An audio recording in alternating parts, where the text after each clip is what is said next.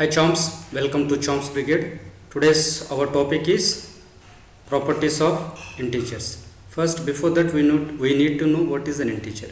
Integer is a set of values which includes the 0, positive numbers and negative numbers. Hence here we can say directly the integer is a collection of whole numbers and negative numbers. And the integer is represented with the letter Z, capital letter Z. Okay, and here this we can what is the set of values for an integer? Suppose if you draw here the line for an integer, here it is a 0, then the right side are the positive values 1, 2, 3, 4 and so on, and the left hand side -1, -2, -3, -4 and so on. This is the representation of integer on a line.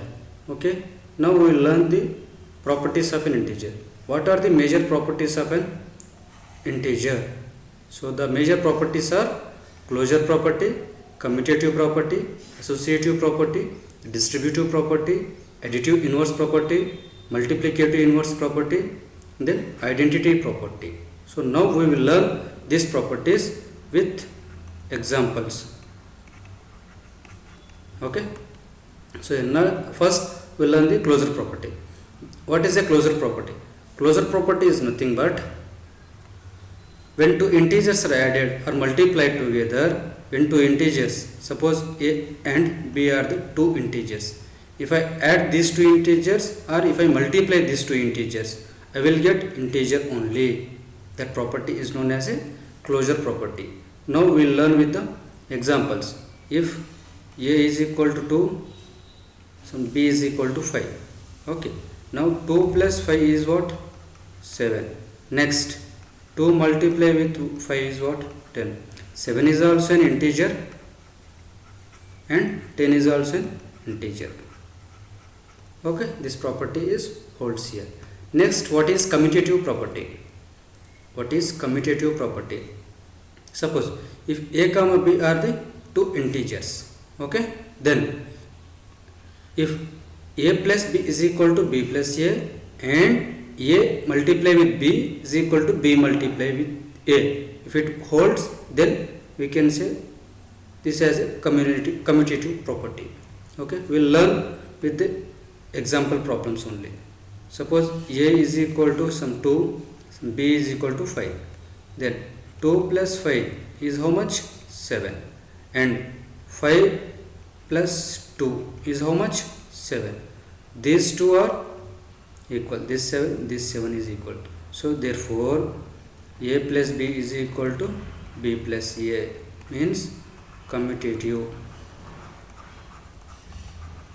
And multiply, if 2 multiply with 5 is equal to 10, then 5 multiply with 2 is equal to 10. These two are equal.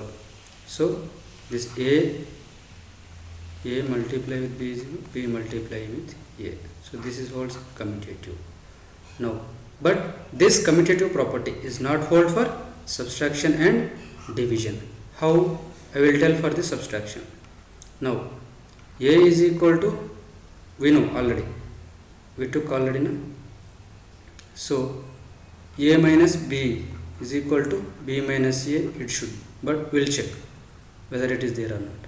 So 2 minus 5 is equal to how much? Minus 3. Then 5 minus 2 is how much? 3. These 3 and minus 3 are not equal. So commutative is not holds for this subtraction, and division is for the homework for you. Check with the division. Next we will learn the associative property. Associative property.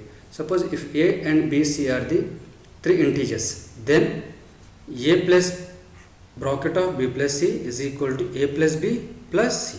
Okay, in addition, in multiplication, a multiply with b multiply c is equal to a into b into c. If it holds, then we can say this is a associative property. Now we will learn with the example only. A is equal to 2, b is equal to 3, c is equal to 4. Okay, now with the addition, we will check for the addition. So 2 plus 3 plus 4 is how much? 3 plus 4 is 7, 7 plus 2 is 9. Okay, next in this way, 2 plus 3 plus 4, 2 plus 3 is 5, 5 plus 4 is how much? 9. These two are equal now, so this holds. Okay, next in the multiplication, 2 multiply with 3 with 4, how much? 3 4 ja 12, 12 2 ja 24. If you check here, 2 multiply with 3 with 4, 2 multiply with 3 6, 6 4 ja 24. Here these two are equal, so this property is valid here for addition and multiplication. Okay, and for subtraction and division, this property is not holds. Next we will check for the distributive property. If a, b, c are the three integers, then a multiply with b plus c is equal to a multiply with b plus a multiply with c. Now we will check with the example. A is equal to, b is equal to 3, c is equal to 4. Now 2 into 3 plus 4. Now we will check for the left hand side only, LHS, for this only. So 3 plus 4 is how much? 7, 7 2 ja 14. Now we will check with the right hand side. So a into b plus a into c. So 2 into 3 plus 2 into 4. 2 into 3 is how much? 6, plus 2 into 4 is 8. So 8 plus 6 is 14. These two are equal, so this property is holds for the integers. Okay, next, additive inverse property. Suppose if a is an integer, then as per this property, if a plus of minus a is equal to 0, here this minus a is a additive inverse of an integer a. Suppose example, if a is equal to some 5, then what should be the additive inverse of this a is equal to 5? That should be the minus 5 only. Then only 5 plus of minus 5 is equal to 0. Okay, next, multiplicative inverse property.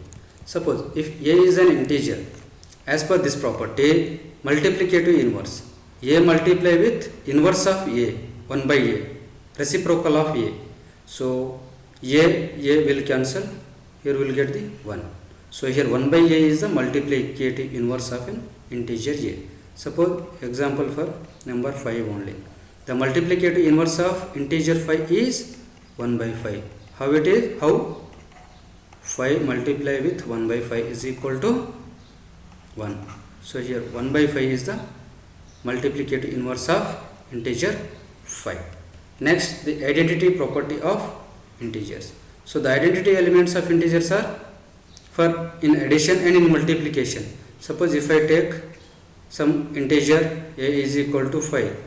So the identity element, suppose if I add for a plus is equal to 0, then you will get the a, means 5 plus 0 is equal to 5.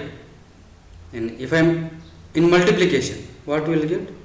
A into 1 is equal to a, 5 into 1 is equal to 5. Means the identity elements of integer are in addition 0, in multiplication 1. So now we learned about the properties of the integers. Okay, thank you.